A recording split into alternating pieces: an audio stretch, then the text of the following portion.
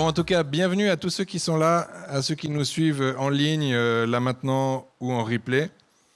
C'est un privilège. Tout à l'heure, on priait dans la maison de prière, et puis je réalisais combien parfois on peut râler quand on sert dans l'église. Des fois, oh, il faut encore faire ci, il faut encore faire ça. Et puis, c'est comme si Dieu me montrait combien c'était un privilège, finalement, un honneur de pouvoir servir la présence de Dieu, de pouvoir servir son nom, de pouvoir... Et puis que ce n'est pas réservé aux serviteurs de Dieu, genre à ceux qui sont sur l'estrade, mais c'est réservé à chacun de ses enfants que de le servir, de servir son nom, de servir son ambassade, dans le sens d'être ses ambassadeurs. Donc, vous voulez être ça, des ambassadeurs pour Christ? Vous le voulez? Oui? Trop bien. Ok. On est... Alors bon, je ne vais pas faire le message de Pasteur Aurélie qui a fait un excellent message la semaine dernière. Pour ceux qui n'étaient pas là, je vous encourage à le regarder, à l'écouter en replay. Et puis, en réalité, c'est un peu ce qui... Quand des hommes, des femmes se posent devant Dieu pour dire « Seigneur, qu'est-ce que tu veux bien que je leur dise ?» Pendant la période d'été, c'est comme s'il y a quelque chose qui est un peu... En tout cas, j'ai senti que... Je ne vais pas vous refaire le message, mais il y a quelque chose d'un peu commun, dans le sens où nous, on croit que c'est parce qu'il y a des vacances d'été, un repos estival, que Dieu il dit des choses en lien avec le passage, avec la transition, avec toutes ces choses-là. Mais en réalité, ça n'a rien à voir avec les congés du mois d'août français. C'est parce qu'il y a un calendrier qui est bien plus élevé, bien plus saint, bien plus noble que le calendrier des Français. C'est le calendrier de l'Éternel qui est notamment les cycles et les mois que lui a définis. Et nous arrivons dans un endroit qui est en fait une fin d'année. Donc on arrive vers Rosh Hashanah, vers les fêtes de l'automne, qui sont un haut lieu, un endroit clé dans la compréhension de Dieu. Et puis, ceux qui se penchent à l'oreille du Père, ceux qui écoutent le conseil de Dieu, du Saint-Esprit, lui, c'est ça qui se passe dans son calendrier à lui. Et puis, c'est comme s'il nous dit « Hey, il y a un rendez-vous avec vous, et pour arriver à ce rendez-vous-là, il faut vous y préparer. » Bon, donc forcément, en réalité, toi, tu es là, tu dis « Ah, mais c'est le reset des vacances. » Rien du tout, c'est pas ça. D'ailleurs, la notion de vacances dans la Bible, c'est comme l'Assomption. Il n'y a pas. Alors, pas que le repos, oui, le Shabbat, vous savez, le repos, toutes ces choses-là. Et puis, on va un petit peu en parler. Dieu, il n'est pas contre le repos, il aime ça. Il n'est pas contre le fait qu'on passe du temps en famille, qu'on se repose, qu'on recharge nos batteries. Il aime ça. Dieu n'est pas un tortionnaire, il est un bon papa. Amen? Ok. Alors, je vous pose une question. Vous allez... pas obligé de me répondre tous en même temps. Mais qui ici pourrait vivre, par exemple, une semaine, genre sans son téléphone? Alors, attendez, je pose la question. C'est-à-dire, c'est pas qui pourrait, genre qui a envie de faire l'expérience. Qui, techniquement, peut complètement se passer de son téléphone pendant une semaine. Et là, je ne parle pas juste quand vous êtes en vacances, mais dans un agenda classique. On refait, vous pouvez lever la main. Qui peut le faire? Ok. 2, 2,5, 3, 4, 5, 6. Ok. Il y a un petit nombre d'entre nous qui ont... alors, il y a ceux qui ne peuvent pas, parce que je suis genre addict au réseau, enfin, complètement scotché à Insta, puis genre, je peux pas. Là, c'est grave, là, tu es addict. Et puis, il y a ceux qui, genre, je peux pas parce que j'ai des responsabilités, je suis d'astreinte, j'ai mon agenda professionnel, on doit pouvoir me joindre, blablabla, blablabla. Il y a plein de raisons qui fait qu'en réalité, je peux plus. C'est-à-dire, c'est un truc qu'on m'a greffé, c'est comme mon pancréas. Je ne peux pas m'en séparer. Encore l'appendicite, apparemment on peut, mais pas enfin, je ne suis pas médecin. Pancréas, on peut vivre sans pancréas? Non, hein, c'est pas bon. Hein. On devient tout jaune, c'est ça? Ah non, bon, je sais pas. Ok, vous voyez, je ne suis pas médecin. Ok. Alors, tout ce qu'on va voir là, en réalité, ce n'est pas vraiment nouveau. Je vais pas vous donner, en fait, je vais vous donner aucune révélation fraîche dans le sens truc genre ah j'avais jamais entendu ça. Sauf si tu es tout nouveau dans la foi ou que tu n'es même pas encore genre nouveau dans la foi, tu es juste le copain ou l'ami de celui qui est venu à l'église puis tu lui as fait la gentillesse de venir avec lui ou avec elle. Ben si tu es toi, si ça c'est toi. Ben, il y a une Bible et la parole de Dieu nous dit une multitude de choses et les multitudes de choses que la parole de Dieu nous dit, elle nous le dit depuis longtemps. Et puis elle nous dit même que la parole était au commencement et au commencement était la parole. Et la parole c'est Jésus et Jésus est cette parole vivante que nous avons encore aujourd'hui dans notre Bible. Il est la Bible, il est la parole vivante. Amen. Donc pour dire, voilà, c'est pas tout nouveau. Et Ecclésiaste 1:9 disait ce qui a été, ce qui sera et ce qui s'est fait, c'est ce qui se fera et il n'aura rien de nouveau sous le soleil. En d'autres termes, rien de nouveau sous le soleil. Moi, j'aime cette déclaration d'Ecclésiaste, rien de nouveau sous le soleil. Moi, j'ai cru qu'Ecclésiaste, c'était un sale type, un bad guy de la Bible, que c'était un peu de black sheep de la Bible, où lui, tu l'as lu, c'était un peu l'anarchiste de la Bible, Ecclésiaste. C'est pour ça que j'aimais bien un peu ce gars. Mais en réalité, il semblerait que c'était Salomon aussi, dont on dit qu'il était celui qui était sage, voire le plus sage que la terre n'ait jamais connu. Donc du coup, ça donne du sens. Dieu ne nous a jamais interdit de traverser le Jourdain, ni de forger le bronze. Il nous a donné un rythme pour ne jamais nous laisser posséder par ce que nous possédons. Je vais vous rappeler cette phrase une ou deux fois dans notre petit parcours ensemble, mais donc je répète, il nous a donné un rythme pour ne jamais nous laisser posséder par ce que nous possédons. Des fois, le téléphone ou d'autres choses, c'est vraiment le truc sur lequel on s'accroche et on va voir qu'est-ce que Dieu dit de tout ça. Donc on va voir ce que c'est qu'est-ce qu'est ce piège en réalité?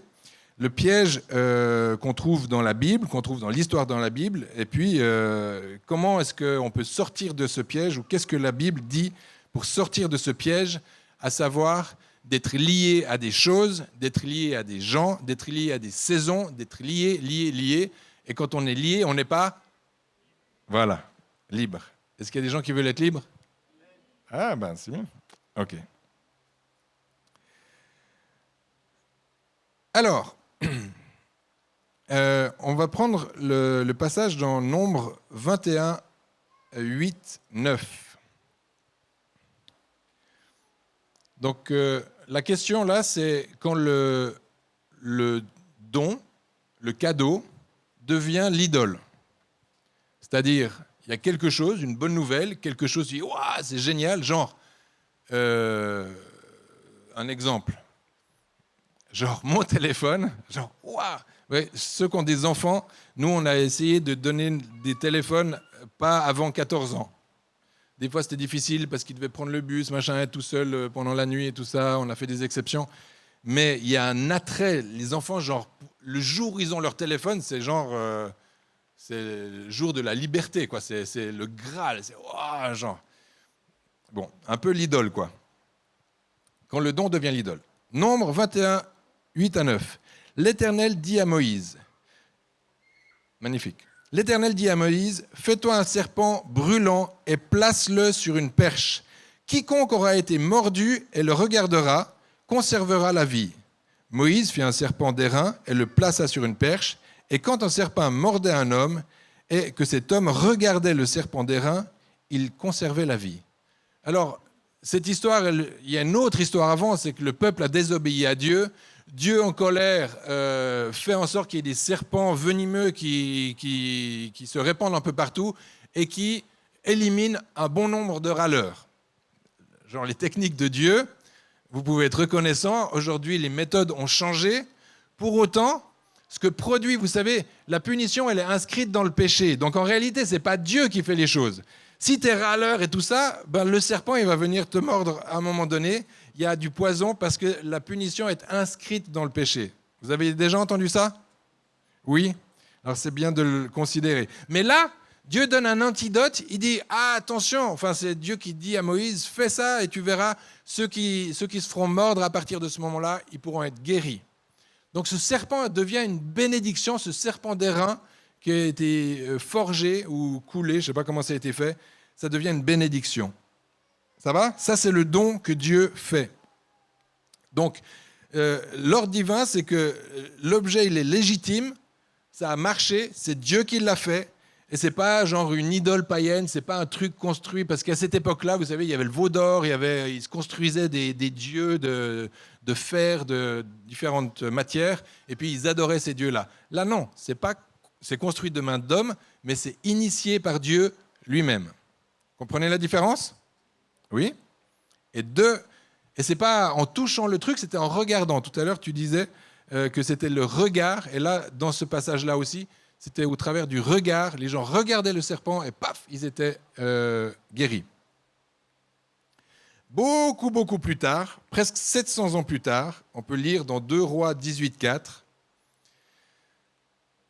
un roi fit la chose suivante. Il fit disparaître les hauts lieux, brisa les statues, abattit les idoles et mit en pièces le serpent d'airain que Moïse avait fait. Car les enfants d'Israël avaient jusqu'à ce temps-là brûlé des parfums devant lui en l'appelant Nehushtan. Donc ce serpent d'airain qui était un cadeau de Dieu et qui permettait d'être guéri dès qu'on se faisait mordre par un serpent juste en le regardant, 700 ans plus tard, il l'avait gardé, il l'avait mis vraisemblablement accroché à un endroit. Et puis, ce serpent qui a été voulu par Dieu, qui était une bénédiction, est devenu une idole. Pas pour un autre peuple, pas pour d'autres gens. C'est-à-dire que c'est les mêmes gens, c'est le peuple de Dieu, pour qui Dieu avait fait un cadeau, et ce cadeau, il était dévoyé, et ce serpent est devenu une idole. Et je me suis posé la question de qu'est-ce qui rentre dans ma vie, qui est une bénédiction? Qu'est-ce que j'accueille en voyant que, par exemple, un nouveau travail, tu dis, on a prié, tu mets sur prayer group, là, machin truc, je cherche un travail, tout ça. Et puis, ton travail, c'est une bénédiction. Tu dis, Seigneur, merci, j'ai prié depuis tellement longtemps pour avoir un travail, pour pouvoir être... Je me souviens, quand on a démarré l'église, ici, on était à l'Espace 34, pour ceux qui étaient, on avait reçu Marc Gallet, un pasteur suisse, qui était à l'époque pasteur du Gospel Center Lausanne. Maintenant, il est à Launay, toujours en Suisse. Et puis, il avait fait une prêche sur la Suisse, terre d'esclavage, où la Suisse est-elle ton Égypte, ou un truc du style. En visant en fait les frontaliers. Et puis, dans un sens, ça peut être vrai. J'arrive, je vais en Suisse, triple de salaire, incroyable, machin truc. Mais ça peut devenir littéralement un piège dans lequel ce piège se retourne contre toi. T'as pris un crédit, tu t'as acheté une belle bagnole, machin truc, tout ça. Puis en fait, ton standard, ton niveau de vie est devenu tellement élevé que ce qui était une bénédiction un jour devient aujourd'hui ton Égypte, ton esclavage. Tu ne peux plus t'en séparer. Il t'a eu. C'est un exemple régional. Pour tous ceux qui sont dans la Creuse, c'est pas la même chose. Tu ne peux pas comprendre. Mais vous comprenez le sens. Dieu avertit, il laisse le peuple choisir en connaissance de cause et n'empêche pas la conséquence. Dieu ne nous protège pas toujours de nos propres progrès. Il nous avertit et il nous laisse libres. Et ça, c'est vraiment important de considérer que ce n'est pas parce que Dieu permet, ce n'est pas parce que Dieu ouvre les voies, ce n'est pas parce qu'il a répondu à une prière que le fait de rentrer dans les projets que lui te donne te protège de tout. Parce que parfois, c'est aussi le biais de « oui, mais j'ai reçu une parole prophétique qui m'a dit que ça allait être ma femme, genre. Ou que ça allait être ci ou ça. » Et puis, tu t'attaches à la parole prophétique plus qu'à ton Dieu. La parole prophétique est devenue ton idole.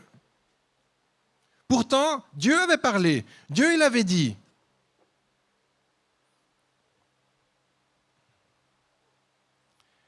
Alors Dieu ne nous a jamais interdit de traverser le Jourdain, ni de forger le bronze. Il nous a donné un rythme pour ne jamais nous laisser posséder par ce que nous possédons. Là, c'est la troisième fois que je vous la lis, cette phrase. À la fin, vous allez la prendre par cœur. Ok, alors de Babel au smartphone. Ça va, on va là-dedans. Genèse 11, 4, 6. Ils dirent encore, « Allons, bâtissons-nous une ville et une tour dont le sommet touche au ciel, et faisons-nous un nom, afin que nous ne soyons pas dispersés sur la face de toute la terre. » L'Éternel dit, « Voici, ils forment un seul peuple et ont tous une même langue. Maintenant, rien ne les empêcherait de faire tout ce qu'ils projetteront ou projettent. Ça vous trouvez pas qu'il y a des similitudes avec ce qu'on est en train de vivre? Genre, quand tu écoutes Elon Musk ou un peu ces savants fous, là, multimilliardaires qui ont plus de puissance que plusieurs États réunis, tu as l'impression qu'ils ont réuni tellement de voix. Quand Elon Musk a acheté plusieurs dizaines de milliards Twitter, il a acheté des voix. Il a acheté en réalité une voix unique, un unisson. Même si il se bat pour le premier amendement, la liberté de parler, et puis on peut tout exprimer, mais on peut tout exprimer, justement, lui, il peut tout récolter. Et puis, ce n'est pas le seul. Vous connaissez la guerre du data. Le fait de récolter un maximum de données, de tout ce qui est dit, de tout ce qui est pensé, de toutes ces choses-là. C'est comme si tout ça, je le récolte, j'en fais une seule voix, et avec ça, je peux projeter absolument tout ce que je veux. Et je pense qu'on arrive dans un temps comme un temps de la fin. Je ne sais pas si c'est le temps de la fin, mais c'est comme si on arrive dans la fin d'un cycle, en tout cas, où cette fin de cycle nous montre que ce que Dieu a fait avec la tour de Babel et avec le peuple qui était là à Babylone, il a dit « Aïe, aïe, aïe, si je les laisse !» Et pour le coup, c'était juste l'invention de la brique, hein. Enfin de la brique en terre cuite. Parce que c'était juste le fait de cuire une brique qui a permis de monter plus haut qu'on n'était jamais monté jusqu'à présent. Une avancée technologique. Juste une avancée technologique qui a fait croire à l'homme qu'il pouvait devenir comme Dieu, ou en tout cas d'aller rejoindre Dieu, d'aller aussi haut. Vous comprenez? Il y a quand même des drôles de trucs qui ressemblent drôlement à ce qu'on est en train de vivre sous nos yeux maintenant, non? Et Dieu, lui, il a dit à un moment donné, là, on va arrêter et on va les disperser. Dieu ne détruit pas la brique, la technique de construction, il brise la concentration, l'unanimité sans contrepoids. Dieu aime la diversité. Dites avec moi, il aime la diversité. Et c'est intéressant parce que nous, on croit que Jésus va revenir quand on sera tous d'accord. Non. Des fois, c'est ce qu'on pense, hein. Oui, mais quand on sera un, puis qu'on soit tous d'accord sur le même credo, sur la même façon de faire le culte, la messe, la Sainte Seine, l'Eucharistie, là, il va venir. Non, ce n'est pas un truc qui se passe au niveau des connaissances et des pratiques. C'est au niveau du cœur. Et ça, ce n'est pas ce que la technologie va pouvoir faire. Alors, la machine à vapeur qui devait libérer le temps humain, l'électricité, les réfrigérateurs, l'automobile, le téléphone, chacun promettait la liberté. Toutes ces technologies. Vous vous souvenez pourquoi on a inventé le réfrigérateur? Oui, pour conserver les aliments, c'est vrai. Mais en réalité, tu conserves quoi comme aliment? Parce que normalement, les aliments fermentés, tu n'as pas besoin de les conserver. La viande, on l'a conservée depuis des millénaires, tu n'as pas besoin de savoir la conserver, de la conserver dans du frais. Le poisson non plus. Bon, tu me diras, si tu veux pas toujours dessaler la morue, c'est pas mal quand il est frais, mais tu peux aussi aller l'acheter frais. Mais surtout, ça a été inventé parce que boire un coca chaud, c'est pas bon. Non ? C'est un truc d'américain, le frigo. Mais c'est pas vraiment juste le coca. C'est les repas transformés. Au plus tu transformes un repas, au plus tu as besoin de le réfrigérer. Donc en réalité, frigo est synonyme de malbouffe. Et puis ça, les agroalimentaires, l'industrie agroalimentaire a très bien compris ce procédé-là. Donc il fallait que tout le monde ait un frigo et que ce soit une marque de progrès, de nouveauté. Si t'es un frigo, t'es quelqu'un, parce qu'il fallait qu'on puisse mettre de la malbouffe à l'intérieur. Bon, là c'est le côté un peu réac qui sort du pasteur. On a cru qu'en libérant, on a cru qu'en libérant notamment, ça on peut mettre la femme et toutes les évolutions sociétales. Tu peux mettre un des deux. Voilà. Moi j'ai lu ce journal ce matin. Vous connaissez L'Éveil, le journal qui dit tout haut ce que personne n'ose dire. Vous le connaissez ce journal ? Non. Bon. J'avais déjà fait ça ici à l'église. Je ne sais plus quand, il y a longtemps. Mais vu que l'église change de visage, c'est pas mal de répéter. C'était une question sur la dimension du deuxième salaire. Moi, des fois, je réfléchis. Et puis, maintenant, avec l'intelligence artificielle, c'est intéressant parce qu'il calcule vite des trucs que toi, tu mets des plombes à recenser, notamment des statistiques de l'INSEE, si tu dois aller faire le tour des sites Internet pour collecter, tu lui poses le truc, le prompt, et puis il te le sort assez rapidement. Et mon prompt, ma question, c'était, c'est quoi cette supercherie ? Depuis qu'on a... Alors, j'ai rien contre le fait que les femmes aillent travailler, hein, et puis que la libération... je ne suis pas en train de faire du rétrogradage. Mais je suis en train de me poser la question que tout le travail qu'une femme réalisait à la maison, à savoir faire à manger, faire le ménage, garder les enfants, repassage, lessive, toutes les tâches ménagères, pour le dire comme ça, s'occuper de la maison, s'occuper éventuellement du jardin, toutes ces choses-là, quand elle est partie travailler, qui a dû le faire ? Quelqu'un d'autre. Ou en tout cas, on a essayé de faire, on fait le soir, nos journées sont plus longues, mais en fait, on a externalisé plein de choses. C'est-à-dire, on a donné à d'autres à faire ce que moi, j'étais en train de faire. Ça va ? Vous me suivez ? Et ça, j'ai essayé de chiffrer. Et ce qu'on a observé, c'est qu'entre les années 60 et les années 80, en fait, c'est peut-être l'autre tableau. Oui, c'est l'autre tableau, c'est celui-ci. Je reviendrai sur celui-ci. Mais comme entre les années 60 et les années 80, il y a eu 6,4 millions de nouveaux postes de travail. Et puis, sur ces nouveaux postes de travail, c'est 5,9 millions de femmes qui les ont pris, ces postes de travail. Et puis, ça correspond, une estimation du prélèvement lié à cette transformation, c'est 60 à 130 milliards d'euros par an. Ça veut dire quoi ? Là, je suis en train de parler de la fiscalité. C'est-à-dire quelque chose, des services que le fisc était incapable d'aller prélever, ça ne générait pas d'argent, ce n'était pas sur le marché du travail.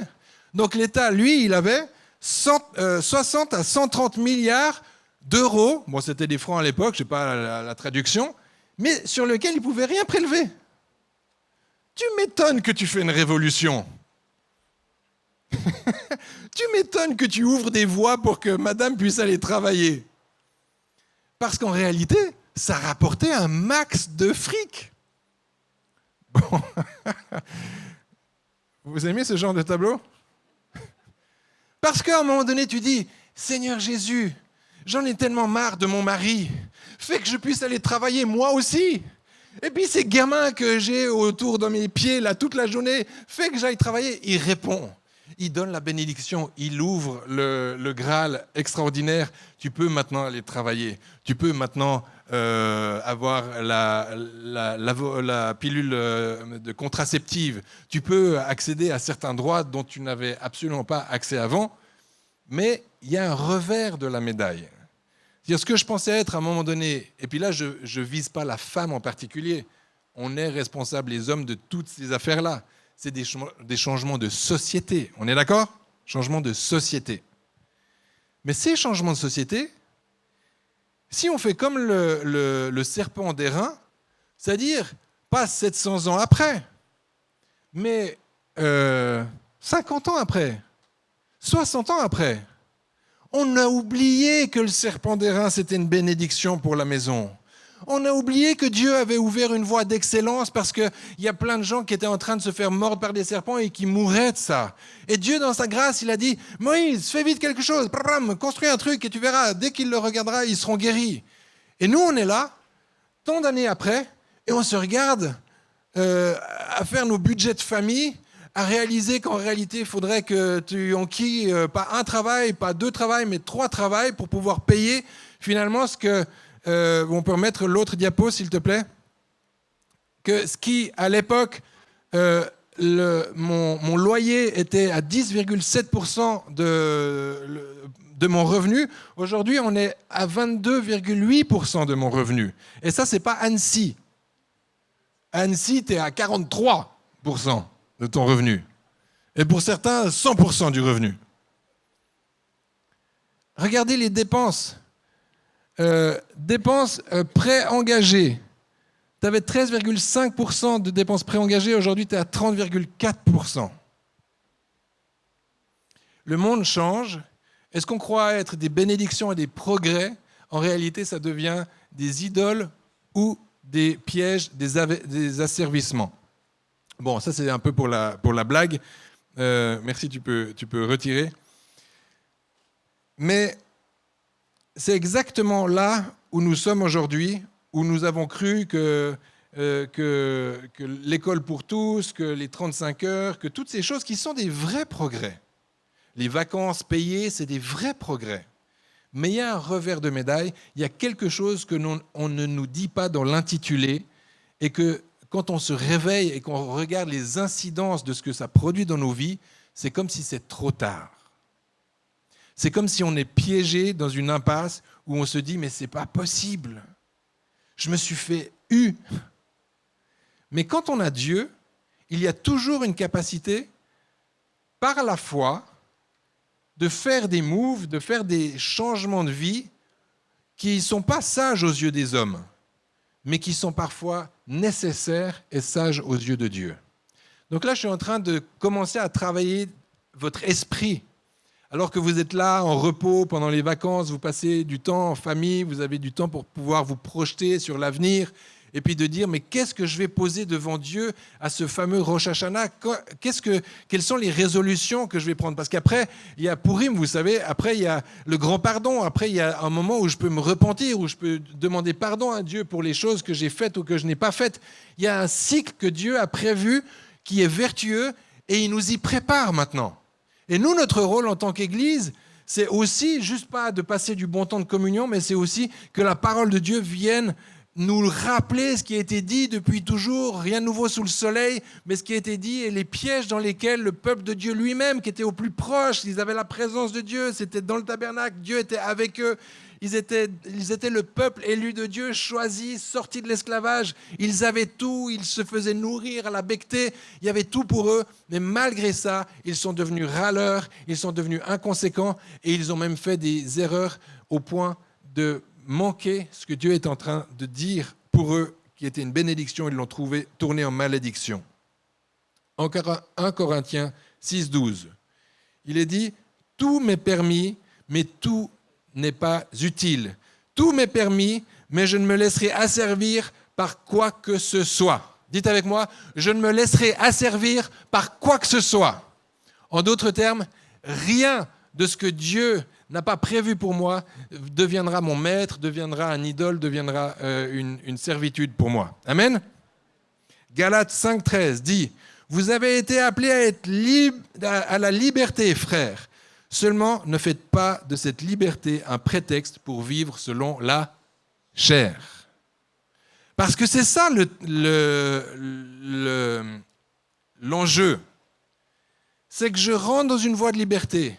Je rentre dans une voie, je reçois mon salut en Christ, par grâce, on l'a chanté tout à l'heure, par grâce, par grâce, par grâce, par grâce. Oui, c'est ça, c'est par grâce. Mais après, ton salut, il faut travailler à son salut. C'est-à-dire, tu as un salut par grâce, tu le reçois par grâce, mais tu le gardes par le travail. Alors ça, c'est pas populaire. Dites avec moi, tu le reçois par grâce, mais tu le gardes par le travail, parce que travaille à ton salut. Parce que la vie sur terre est longue. Après, c'est pas moi qui choisis de si tu es sauvé ou si tu n'es pas sauvé. C'est Dieu qui le fait, il le fait de façon souveraine. C'est lui qui choisira. C'est lui qui saura ta vie dans le secret. C'est lui qui saura toutes ces choses-là. Donc nous, on n'est pas là à juger, dire toi oui, toi non, toi oui, toi non. On ne va jamais le faire. En tout cas, pas moi. Mais la parole de Dieu est très claire. Tu es sauvé par grâce, mais travaille à ton salut. Parce qu'un jour, tu seras devant lui, tu seras nu, et tu devras rendre des comptes.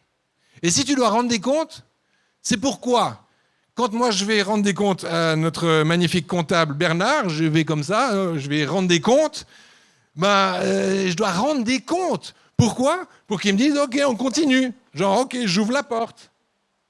Parce que si tout est foireux, il dit, il n'a pas ce pouvoir-là. Parce que ce n'est pas le trésorier de l'Assemblée, c'est une assemblée, une association, c'est toute l'Assemblée qui décidera. Mais si lui, il dit banqueroute, l'Assemblée, elle dira on ferme. Comprenez ? Mais là-haut, il n'y a pas une Assemblée. Hein. Là-bas, tu as Dieu le Père, tu as celui qui juge. Et puis lui, je t'assure qu'il ne va pas dire alors l'Assemblée, est-ce que vous êtes. Non, lui, il est Dieu. Alors nous faisons nos assemblées qui ressemblent à autre chose. La servitude nouvelle vient presque jamais par la porte de l'interdit. Elle vient par la porte de la liberté. Et ça, je vais continuer de vous dire, Dieu ne nous a jamais interdit de traverser le Jourdain, ni de forger le bronze. Il a donné un rythme pour ne jamais nous laisser posséder par ce que nous possédons. Alléluia. Ok. Donc ce qui vient, c'est les choses suivantes. Donc on a l'intelligence artificielle, promesse d'augmenter nos capacités de penser, risque réel de déléguer notre discernement lui-même. On ne sait pas exactement ce qu'on risque avec cette histoire d'intelligence artificielle, mais en tout cas, ça va certainement venir nous manger tout cru si on se soumet à cette affaire-là. Idem les grands thèmes du moment, l'intelligence artificielle, le transhumanisme, les questions d'euthanasie, toutes les choses d'éthique. C'est toutes des choses dont personne ne nous a appris à maîtriser ces affaires-là. Personne. C'est comme quand vous vous souvenez quand la locomotive est arrivée, les inventeurs de la locomotive, ils ont dit mais ils vont mourir. On pensait que si on courait plus vite qu'un cheval, on mourrait. Parce que le cheval, c'est ce qu'on avait vu qui courait le plus vite, peut-être les animaux sauvages, mais là en Angleterre, là où ça s'est fait, je crois que c'est en Angleterre ou je sais pas où, mais la vitesse c'était le galop du cheval. Je me dis mais si on va plus vite, il y a un peu comme le passage de l'an 2000, c'est genre pouf, genre on n'a jamais fait passage de l'an 2000. Qui c'est qui est pas né avant l'an 2000 ? Non, toi t'es né avant l'an 2000. Parce qu'il y en a qui n'ont pas vécu ce traumatisme de l'an 2000, où on ne savait pas si le lendemain on serait toujours là. Donc il y a des trucs où on ne sait pas. Moi, quand la première fois que mon père est arrivé avec un truc qu'il a mis dans le salon, il avait...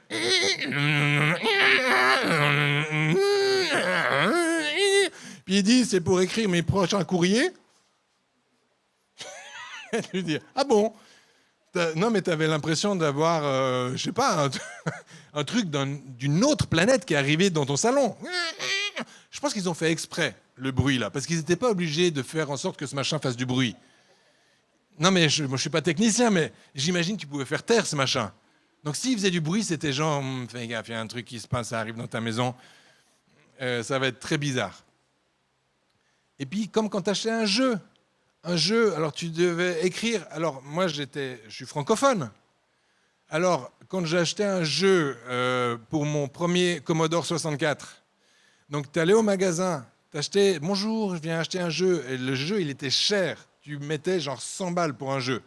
Tu partais avec le truc, tu arrivais à la maison, tu ouvrais le paquet, tu avais une disquette qui ressemblait à une enveloppe comme ça. Tu mets le truc, d'abord la première que tu as mis, tu l'as foirée, tu es retourné au magasin, tu as dit, puis dit non, je ne reprends pas. Bon, ben, j'achète un autre jeu, ça fait 200 balles déjà. Après, tu arrives et puis tu mets dans la machine. Et là, tu as un écran noir avec une ligne et tu as un point qui clignote. Tu dis, OK, alors là, tu prends le manuel et c'est écrit que en anglais ou que dans une langue que tu ne comprends pas. Tu dis, OK, et à un moment donné, tu vois qu'il y a des caractères en italique qui ne ressemblent pas à tout le reste, et c'est écrit L-O-A-D, load, mais pour moi, c'était donc du verbe to load, ou je sais pas, télécharger, mais moi, c'était L-O-A-D. Pendant toute ma vie, c'était L-O-A-D. Hein. Donc L-O-A-D, / étoile, des caractères que tu n'avais jamais vus jusqu'à présent. Donc tu les cherches sur le clavier. Déjà, un clavier, tu n'avais jamais vu un clavier avec autant de touches. Donc tu vois, machin truc, tu dis, alors tu dois faire Shift, tac, puis après tu réalises que tu as des doigts pas assez larges quand tu as 12 ans pour faire les deux touches qui te demandent en simultané, en cliquant pour que le truc il fasse l'opération. Qui a vécu ça? Je suis tous... Ok, venez devant que je prie pour vous. Bon, ça c'était les riches, hein. Moi, j'étais pas riche, mais mon père, il avait décidé quand même de mettre de l'argent pour un Commodore 64. C'est des traumatisés. On est des traumatisés. Donc, ce que tu pensais, et juste pour finir l'histoire, tu étais parti samedi pour acheter ce jeu, parce que ton père, il t'a dit, on pourrait y aller samedi. Quand tu as fait tout le truc, LOAD, machin truc, il te dit, système error. Parce que ta carte graphique, elle ne supporte pas ce jeu-là. Il faut acheter une carte graphique, 500 balles. Donc non, pas 500 balles, mais peut-être 250 balles. Tu retournes vers ton père, tu lui dis, papa, l'ordinateur que tu as acheté, en fait, avec ce jeu-là, il faut une autre carte graphique. Donc en réalité, samedi, tu l'as pourri. Dimanche, les magasins sont fermés. Lundi, papa, il va au travail. Donc ton jeu, en fait, c'est samedi d'après. Mais samedi d'après, bon, moi, j'étais pas chrétien, le dimanche, je n'allais pas à l'église. Samedi d'après, tu essayes, tu vas au magasin, tu achètes la carte. Je ne vais pas vous faire toute l'histoire, ça pourrait durer des heures. C'est devenu un idole, ce truc. Tu t'agenouilles littéralement devant ton ordinateur. Puis tu as tellement tout essayé que tu dis, t'es pas chrétien, hein? Mais là, tu as un Dieu que tu t'imagines, tu dis, fais en sorte que ça marche. Parce que moi, je veux faire marcher Frankie Goes to Hollywood. C'était un jeu extraordinaire. J'avais besoin. Vous comprenez? Ma foi a démarré à cet endroit-là. En qui, en quoi, je ne sais pas. Mais là, j'ai commencé à être un homme de foi. Je vous assure. Oh là là. Ok. Je suis un peu long là, non? Pas grave, les enfants, ils regardent le film encore. Il dure jusqu'à quand le film? Ok. On va lire ce que dit Apocalypse 13, 16, 17. Et elle fit, donc qui, elle, pas elle est fille, hein, j'ai pas dit elle est fille, j'ai dit et elle fit que tous, donc ça c'est la bête, cette grosse bête, que tous, petits et grands, riches et pauvres, libres et esclaves, reçussent une marque sur leur main droite et sur leur front, et que personne ne put acheter ni vendre sans avoir la marque, le nom de la bête ou le nombre de son nom, à savoir 666. Moi, je me souviens, quand je venais de me convertir, genre, j'étais, même si ça se trouve, pas vraiment encore converti, parce que moi, je l'ai fait à peu près sur 10 ans, ma conversion. Mais Sandra me dit, ah, il y a un gars incroyable. Alors on arrive faire pour. C'est nouveau pour toi. Tu n'as jamais fait ça. Tu deviens à peine chrétien. Toi, tu penses que les chrétiens ils vont dans une église. Là, tu arrives dans un hôtel, hôtel de la paix à Lausanne, un hôtel 5 étoiles. Tu dis, mais qu'est-ce que je vais faire dans un hôtel 5 étoiles? Tu arrives dans un salon comme ça où il y a un gars barbu avec des rouflaquettes, en fait un juif. Mais il est juif messianique. Tu ne sais pas du tout ce que ça veut dire. Mais tu dis, bon, je vais l'écouter. Le gars, je comprenais rien à ce qu'il me disait. Il me disait, le chatan, le narache, c'est vav, vav, vav. Là, il te raconte, toi tu vas pour entendre parler de Jésus. Lui, non, lui c'était Jésus, oui, parce qu'il était messianique, donc il avait accueilli Jésus. Mais il nous avertissait sur tout ce que je suis en train de vous dire. Et puis vav, vav, vav, c'est une lettre, c'est comme le W, mais vav, c'est 666 en fait. Puis il dit que 666, il dit vav, vav, vav, World Wide Web, tu n'achèteras pas, tu ne pourras pas acheter ni vendre sans passer par le marque de la bête. Il te balance ça, t'es là, waouh. Alors que toi, t'étais encore... Tu sais, on n'était pas tout à fait à cette époque-là, mais c'était juste avant l'an 2000. Donc moi, juste avant l'an 2000, je me convertis. J'ai un gars qui me dit « va, va, va, les chiffres de la bête et toutes ces choses-là ». Et puis tu arrives dans une convention chrétienne pour fêter l'an 2000 ensemble, tous ensemble. Et il y a certains qui disent « on va peut-être pas passer le niveau de traumatisme ». Vous êtes tranquille comme chrétien 2026. Nous, c'était intense en 2000. Je vous le dis, c'est pire maintenant.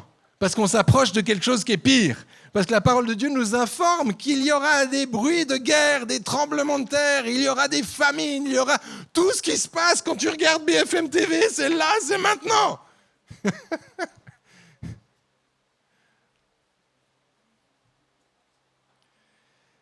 2 Timothée 3, 1, 5. Sache que dans les derniers jours, il y aura des temps difficiles. Merci. Car les hommes seront égoïstes, amis de l'argent, ayant l'apparence de la piété, mais renient ceux qui ont fait la force. L'apparence de la piété, des chaussures à 5 000 balles, le costard à 23 000 balles, et avec des signes, des miracles et des prodiges. Mais tout ça, c'est du pipeau. Parce que tu peux avoir l'apparence de la piété. Mais l'apparence n'est pas la piété. Alors, qui peut juger de la piété d'un autre? Personne. Tu peux avoir quelques signes extérieurs qui te font penser. D'ailleurs, nous, en tant que responsables d'église, on s'attache aux signes extérieurs et aux fruits. Pour choisir un bon diacre, la parole de Dieu nous dit, regarde s'il est mari d'une seule femme, s'il n'est pas adonné à l'alcool, et puis si, je ne sais plus les recommandations, mais il y a un certain nombre de recommandations, pas tant que ça. Mais nous, on met le standard un peu plus haut. Parce que des maris d'une seule femme, aujourd'hui, ce n'est pas très commun d'accueillir des gens polygames dans l'église, puis qui disent « j'aimerais bien servir à la louange ». Enfin, nous, ça ne nous arrive pas très souvent. Mais quand tu lis, en fait, il nous rend sensibles au fait qu'il faut que la personne ait un bon témoignage. Ça va? Vous êtes toujours là? Alors, le remède pour tout ça, parce que je ne peux pas vous laisser comme ça sans aucun remède. Donc, vous connaissez ce passage par cœur qu'on martèle ici inlassablement. Ne vous conformez pas au siècle romain, Romains 12, 2, au siècle présent, mais soyez transformés par le renouvellement de l'intelligence afin que vous discerniez quelle est la volonté de Dieu, ce qui est bon, agréable et parfait. Ça, c'est une recommandation. Donc ça, c'est ce que le Saint-Esprit fait à l'intérieur de nous. Il renouvelle notre intelligence, il nous permet de discerner les esprits, il nous permet d'avoir plus de foi, il nous permet de vivre des choses extraordinaires.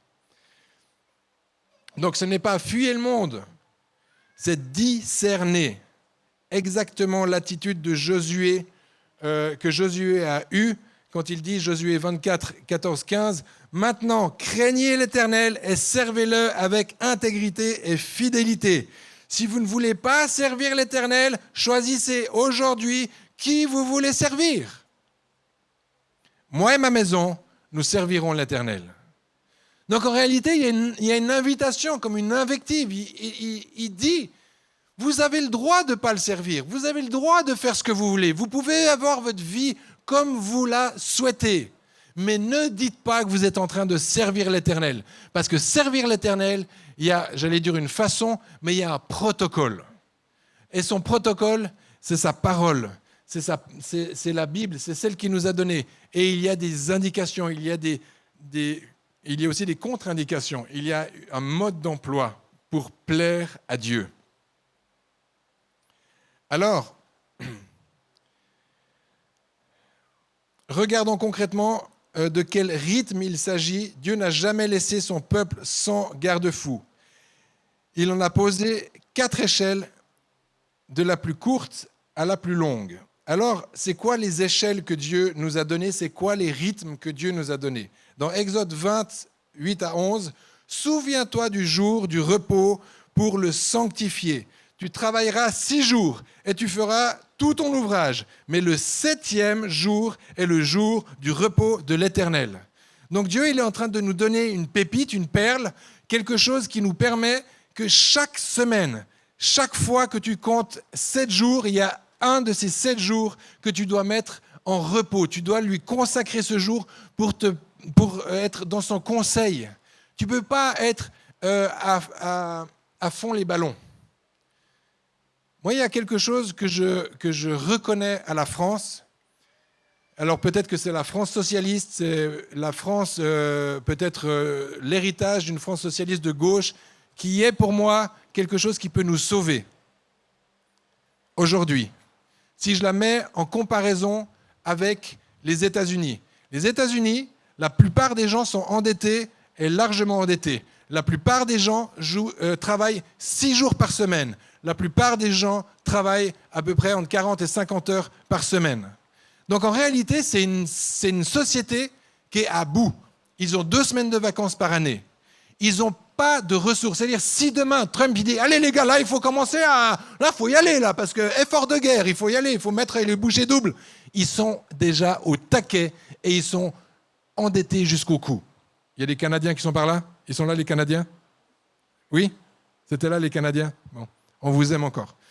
Mais parce que les Canadiens, ils en prennent le chemin aussi. C'est pas tout à fait ça. Et en France, alors là, si demain on nous demande de serrer les rangs et les coudes, on a une marge de dingue. Parce que 35, enfin vous connaissez notre situation. Mais ce qui pourrait sembler pour un gars de droite ou pour un gars un peu... il pourrait dire, bon, c'est tous des glandeurs en France, mais en réalité, on en a encore largement sous le pied. Et pour moi, ça, je trouve que c'est une magnifique nouvelle.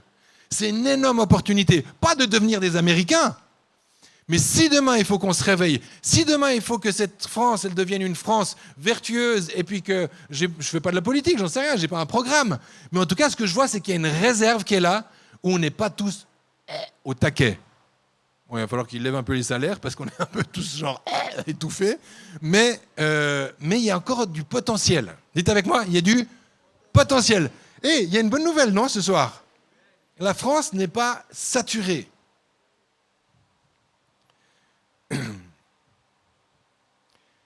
Et là, j'étais dans le rythme qui est celui du Shabbat. Donc, de grâce, faites de votre Shabbat un moment saint. Soyez intentionnels.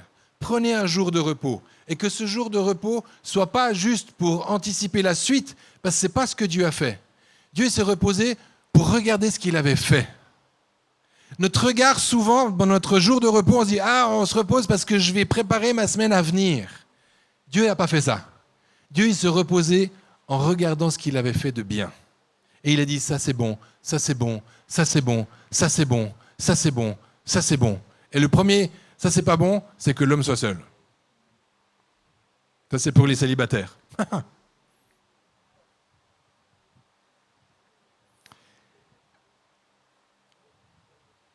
Et premier rythme de semaine, c'est le Shabbat. Le rythme annuel, c'est les fêtes de l'Éternel. C'est Pessah, c'est donc la sortie de la servitude, c'est les pains sans levain, pardon. C'est la fête après la fête des prémices, enfin c'est Shavuot, c'est la fête des trompettes, c'est Yom Kippour, c'est toutes les fêtes, c'est Sukkot, la fête du tabernacle. C'est toutes ces fêtes que l'Éternel a placées dans l'année pour que nous soyons un peuple rythmé, réglé, comme une femme qui a ses menstruations régulières, où pour nous c'est une galère, mais pour elle c'est une soupape de décompression. Elle se dit, enfin, pendant une semaine, il va me fiche la paix. Alléluia. Et toutes les femmes disent,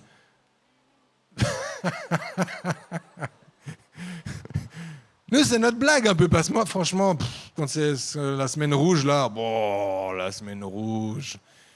Tu dois prendre un peu sur toi, mais une fois que la chair s'est tue, l'esprit se vivifie et tu dis, ma chérie, c'est une semaine bénie, et tu es bénie entre toutes les femmes, non, et toutes ces choses-là.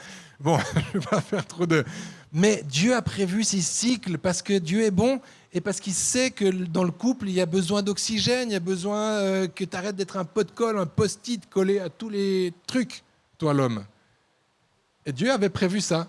Il nous connaît. Dis avec moi, il me connaît. Merci.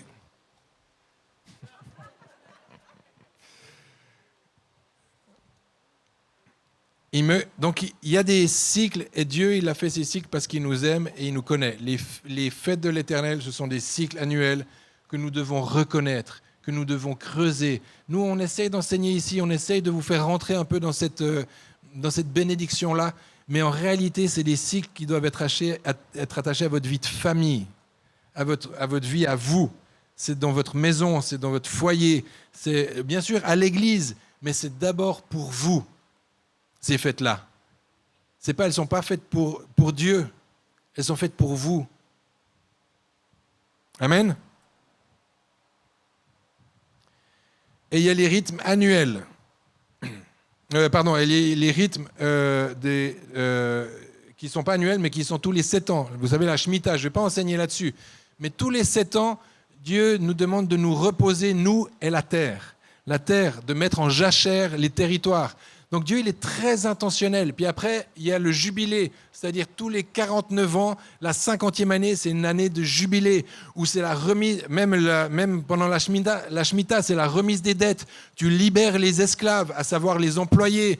Tu libères ton employé. Si tu es chef d'entreprise, tous les 7 ans, tu vas voir les employés. Vous êtes toujours bien chez moi, vous avez toujours du plaisir à travailler, vous voulez toujours être avec moi, collaborateur, vous voulez toujours engager dans l'entreprise, vous voulez toujours qu'on y aille ensemble, qu'on fasse... je sais pas comment on dit, j'allais dire schmolitz, non, comment on dit, qu'on engage à nouveau. Et ça, tu donnes la liberté à tes employés. Puis il dit, non, franchement, merci de demander, parce qu'en réalité, je voulais faire une reconversion professionnelle. Je te libère, je te bénis, puis tiens, je te donne un bonus parce que tu as été fidèle pendant 7 ans. Sois béni, et puis tu le libères comme ça. Nous, on ne sait pas se libérer sans se chipouiller, on ne sait pas se libérer sans se mettre des bâtons dans les roues. On doit apprendre tous ces trucs-là. Dieu nous en a parlé, il l'a prévu pour nous. Et puis, le jubilé, c'est 49 ans, la 50e année, toutes ces choses-là. OK. On va finir avec ça. Deutéronome 6, de 6 à 7.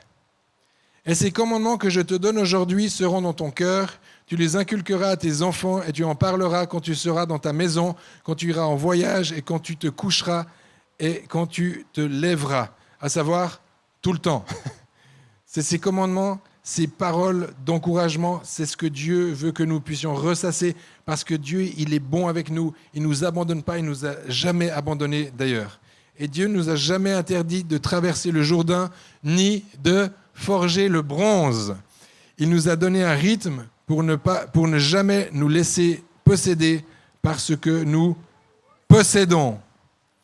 Alors, ce que j'aimerais que vous reteniez, c'est que ce n'est pas la technique qu'il faut fuir, ce n'est pas le progrès qu'il faut refuser, mais c'est le rythme qu'il faut retrouver. Donc en réalité, dans les temps qui viennent, on va tous être emmenés dans des trucs qu'on ne désire pas. Il va y avoir des pressions. Vous savez, la période du Covid, pour moi, c'était une grande répétition générale de ce qui va venir. Je ne veux pas être alarmiste, mais c'est la parole de Dieu qui le dit. Donc je ne veux pas être plus alarmiste que ce que dit la parole de Dieu, mais je veux faire écho à ce que la parole de Dieu dit. Donc quand ici, sur cette estrade, on s'est empêché, mais on a dit parce qu'on était filmé, puis on avait peur de se faire reprendre, et moi j'avais peur en tant que président de cette association, que pasteur, je ne voulais pas vous induire en erreur, je ne voulais pas dire des choses qui étaient interdites d'être dites. Je ne voulais pas aller contre mes fédérations, mes familles d'église qui avaient une doxa, qui était la doxa de l'État. Mais on ne s'est pas gêné de dire entre les lignes que celui qui avait des oreilles pour entende quelle était notre position par rapport à la question du vaccin. Et nous n'étions pas pour. Et moi, personnellement, j'étais même contre. Aucun de mes enfants se sont vaccinés. Tous ont dû user de 1001 stratégies pour pouvoir continuer leurs études. Mais je suis fier de cette réalité et je suis fier que dans cette église, nous ayons été vus comme des rebelles à cette époque-là. Oui, c'est vrai. Et puis aujourd'hui, je peux le dire parce qu'il y a suffisamment de littérature officielle, de personnes qualifiées, même des États, qui aujourd'hui dénoncent ce qui s'est fait. Et donc je sais qu'aujourd'hui, je ne suis pas libre vraiment de le dire, mais je prends la liberté de le dire parce que d'autres, des pairs, des scientifiques, finalement, c'est public qu'ils nous ont roulé dans la farine.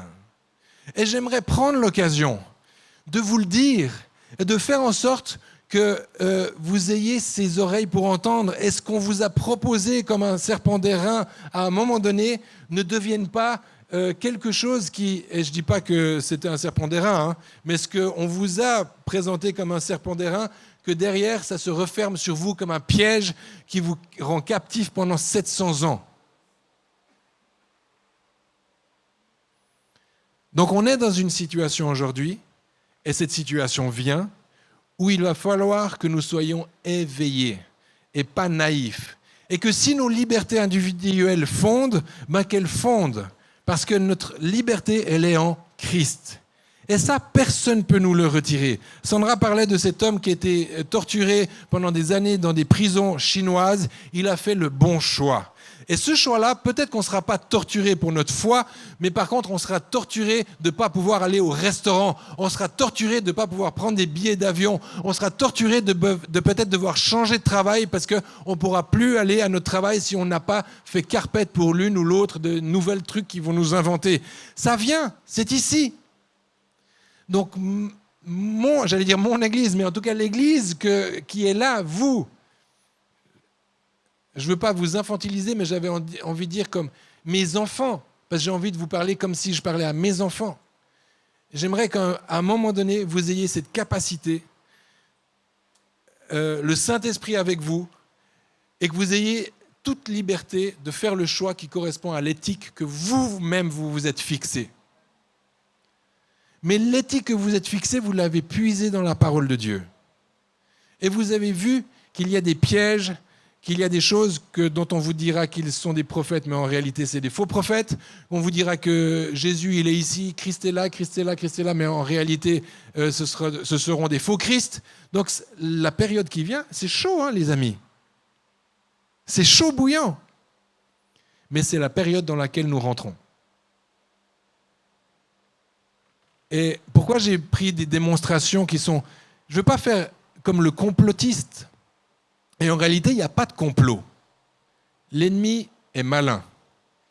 Et complot ou pas complot, lui arrivera à ses fins parce que c'est écrit dans la parole de Dieu.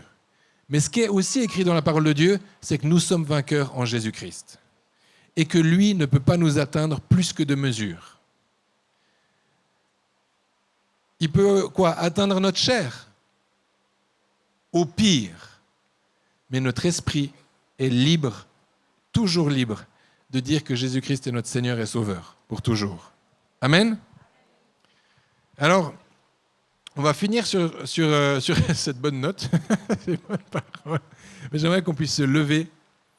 Et puis, on ne va pas prendre long. Mais j'aimerais que si vous trouvez qu'il est opportun de pouvoir vous repentir, c'est-à-dire de dire, OK, il y a des choses où j'ai cédé à une certaine pression, je ne parle pas juste du Covid, mais je parle de différentes choses où le monde est sans cesse en train de nous presser à faire des choix. Demain, c'est notre banque qui va nous presser à faire des choix. C'est ton assureur qui va te presser à faire des choix. Vous savez, quand par exemple, je prends l'exemple de ma mère, elle a bientôt 80 ans, et elle s'est fait avoir par une arnaque au téléphone, et puis elle a résilié son assurance maladie en Suisse. Il n'y a plus aucune assurance maladie qui veut la prendre. Elle va certainement, parce qu'il y a l'assurance complémentaire. En Suisse, c'est un peu différent, mais tu as une assurance de base, tu as une assurance complémentaire. Mais il n'y a plus aucun assureur qui veut assurer. Ils ne sont pas fous, ils ne veulent pas assurer une mémé de 80 ans. Et ils ne sont pas obligés de le faire. Bon, elle n'a pas Dieu. Moi, je lui dirais, mais ton assurance, c'est Dieu. Mais ce que je veux dire, c'est qu'ils n'ont pas d'état d'âme.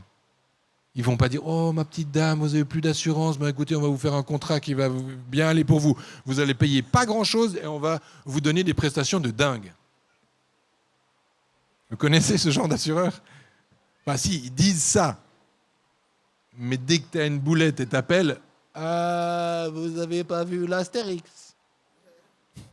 Non, moi j'ai vu Obélix.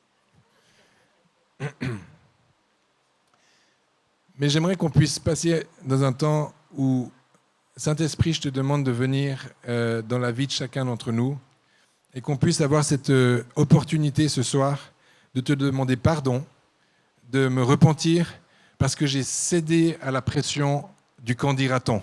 J'ai cédé à la pression des finances. J'ai cédé à la pression de ma famille qui me poussait à prendre une décision que je n'ai pas désirée, que je n'ai pas souhaitée. Je savais que ce n'était pas bon pour moi, je savais que je ne devais pas y aller, je savais que je ne devais pas le faire, mais il y a quelque chose d'extérieur, une poussée extérieure qui m'a poussé à faire quelque chose où je voulais dire non, mais je ne me suis pas senti libre de dire non. Saint-Esprit, Seigneur Jésus, je te demande pardon aujourd'hui et je prie dans le nom de Jésus qui est restitution. Je déclare qu'alors qu'il y a des cœurs repentants, qu'il y a des personnes qui demandent pardon sincèrement à Dieu pour des choses qu'ils n'ont pas désiré faire, je déclare maintenant dans le nom puissant de Jésus que si vous avez été forcé d'être vacciné et que vous ne le vouliez pas, je déclare dans le nom de Jésus que ces poisons qui ont été injectés dans votre corps n'ont plus d'effet maintenant dans le puissant nom de Jésus. Il est dit dans ta parole que tu pourras boire des breuvages mortels et qu'ils ne te feront aucun mal parce que c'est le Seigneur qui vient et qui fait une œuvre extraordinaire de purification, de nettoyage, de guérison. Il guérit ton sang, il guérit ton ADN, il visite ton corps, il te purifie. Je le déclare dans le puissant nom de Jésus. Je déclare, Seigneur Jésus, que c'est fini le temps où on se fait piéger et on ne se fera plus piéger. Et je veux déclarer que ce soir, c'est comme une seconde chance, c'est un moment, une opportunité, une fenêtre d'opportunité où Dieu dit, mon fils, ma fille, je viens et je viens réparer ce que tu as brisé ou ce que tu as cassé par négligence ou par manque de connaissance ou par faiblesse ou par peur, mais dans le nom puissant de Jésus. Je déclare que non seulement tu es guéri, mais tu es renouvelé, mais je veux aussi déclarer que les fois à venir, Dieu sera avec toi, le Saint-Esprit sera avec toi, il te donnera la force, il te donnera le courage, il te donnera la posture, il te donnera cette figure d'autorité de fils et de fille, de roi du roi, et tu seras en capacité de pouvoir dire oui, et tu seras en capacité de pouvoir dire non, et ta liberté ne sera pas atteinte. Je le déclare par la foi dans le puissant nom de Jésus. Et que ceux qui veulent dire Amen puissent dire Amen. Alléluia.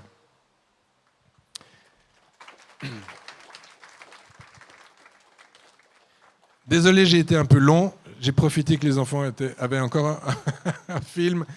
Je vais laisser la place à Mathieu. Mais vous savez, l'Église est un poste de, je sais pas, avancé ou reculé, je sais pas comment dire. est une avant-garde. Nous sommes des avant-gardistes. On doit voir les choses arriver depuis les choses de très loin. Nous sommes des sentinelles. L'esprit prophétique nous habite. Et ce n'est pas juste pour dire, oui, faire une prophétie un peu lambda. Si nous sommes prophétiques, ou en tout cas partiellement prophétiques, si on a un esprit de prophétie, c'est parce que Dieu veut nous parler en avance, de façon à ce que nous ne tombions pas dans les mêmes pièges que l'ensemble du monde. Vous avez conscience de ça ? Ce n'est pas pour faire guili-guili, goulou-goulou, la prophétie. C'est un truc sérieux. C'est une arme que Dieu a donnée à son peuple pour que nous passions l'éternité avec lui et que nous ne tombions pas dans les pièges que l'ennemi nous tend. Que ce soit dit et que ce soit clair. Amen ? Amen.